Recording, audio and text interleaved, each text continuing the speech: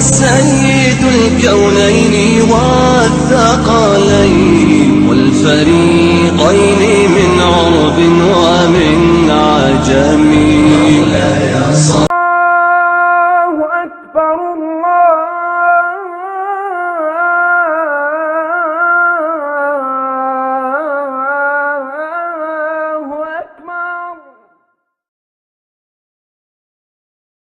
sidayna ku bilowday waxaan ahay xaas waliba aniga iyo ninkayguba dad ehludiina ayaanu nahay muddo 13 sano ayaanu isqabnaa aniga saygayguba laakiin mushkiladda ay haysataa waxa weeye caruurna ilaahay warbi waa nagu irsaaqay laakiin mushkiladda ay haysataa aniga gaar ahaan ay haysataa waxa weeye uma qanacsani wadaadkayga caruurta haddii aan eego caloolyo bay ugu dhaca haddii aan eego nafteeda caburka iyo cidhiidhiga ay haystana waxaan is idhaahdaa maaragtay aakhir waa meel la taga leh allay diyaradiga rogo arrin mushkiladeedu waa saasay tidhi waxayna leedahay gabadhani fawsaanow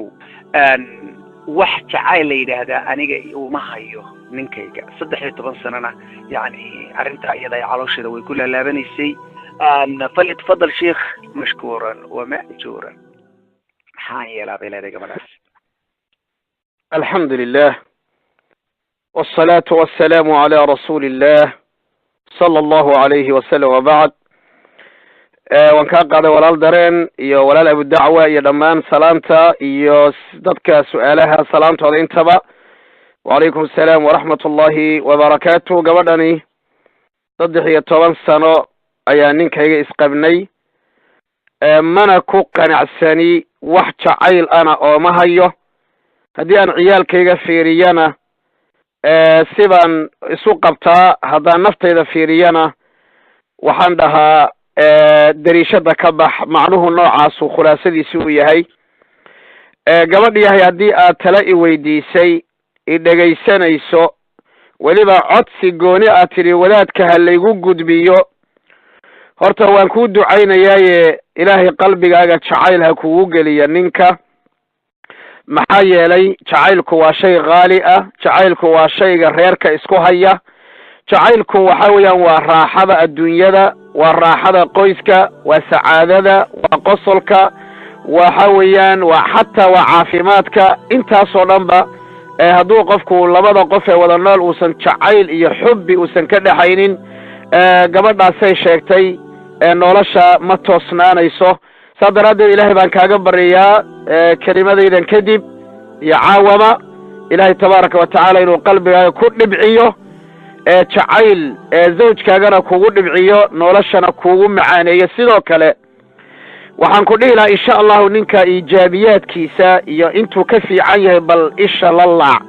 oo ishaada ku fiiri jacaylku meeshaasuu ka imaan waxaa laga yaabaa inaad tahay qof negative socdaa waxaa laga yaabaa inaad tahay qof cuqdad badan oo wixii lagu sameeyey aan iloobin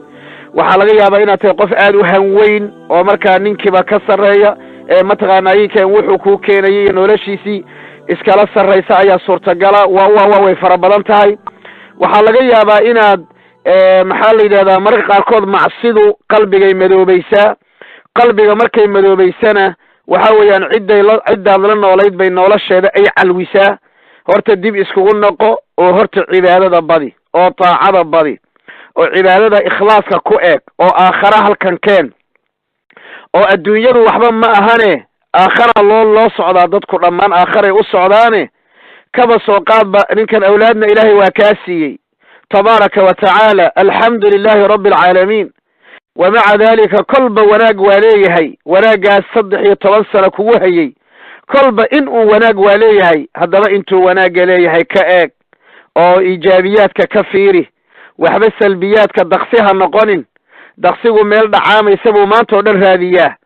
daqsi haddaad noqoto ama hal il haddaad wax ku eegto weliba il cawiran haddaad wax ku eegto wax kale ay ku tusin kartaa saa daraaddeed bal indhahaagana si wanaagsan oogu eeg maxaa la yidhahdaa iijaabiyaadkana fiiri biidni illahi tabaaraka wa tacaala adiguna cibaadada badi taacadana badi qalbigaagana aakhare ku weyne macsida iyo xumaantana ka fogow biidni illahi tabaaraka wa tacaala waxaan isleeyahay inta aan kugula teliya haddaad samayso adigoo weeraxsan ayaan rajaynayaa inaad aragto biidni illaahi tabaaraka wa tacaala. ninka waxaan leeyahay gabadhani way kaa soo calaacashay, talow waxa ay kugu qancilaadahay ama xubbi iyo jacayl ugu beermi la'yahay ma laga yaabaa inaad ku samaysay. bal gabadhan adiguna nolosha dib u eeg oo gabadha soo dhowee oo gabadha u qosol oo u muusood oo u naxariiso oo gacanta u fur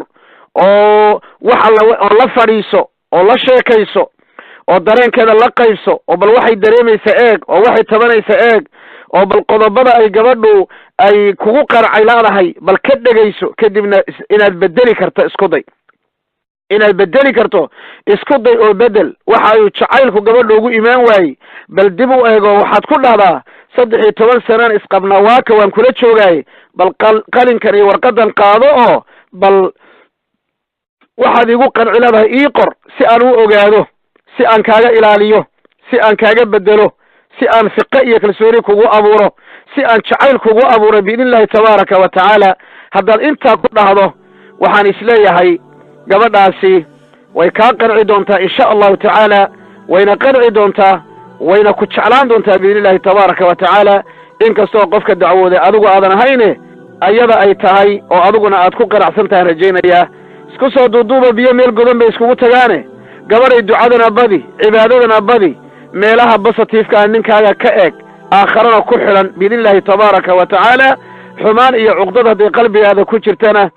iska saar biidni illaahi tabaaraka wa tacaala. ilaahay waxaan kaaga baryaa sida aan ducadaba ku bilaabayba kelimada inuu qalbigaaga xubbi iyo jacayl zawjkaaga kugu geliyo, usro isku waartana aad noqotaan. wallahu aclamu walcilmu cinda allah.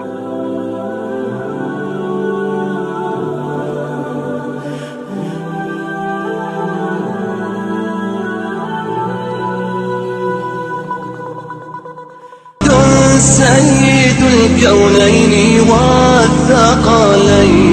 والفريق